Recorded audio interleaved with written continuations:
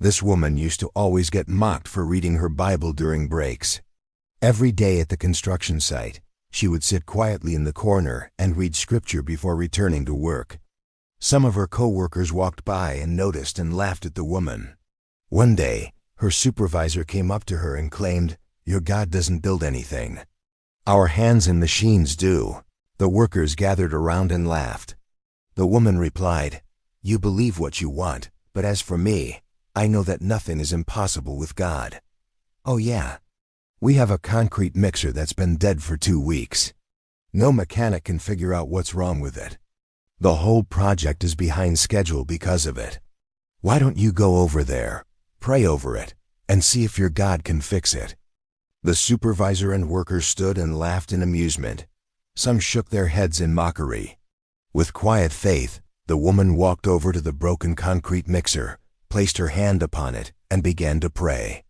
The supervisor and her co-workers stood and made fun of the woman, laughing and making jokes. Some recorded her on their phones to mock her later.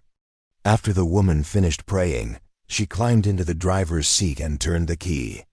In a moment of complete silence, the supervisor and the workers stood watching in anticipation. How is that possible? In a miracle, the engine roared to life.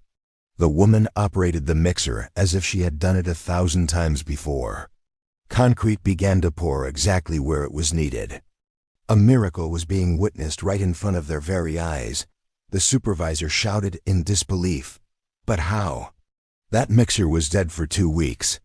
Every mechanic in the city examined it and said it was beyond repair, but all it took was a single prayer to bring it back to life. That's impossible.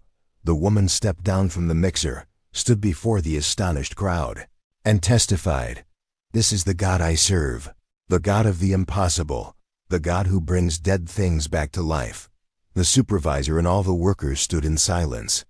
Then one by one they said, "We want to serve the God that you serve."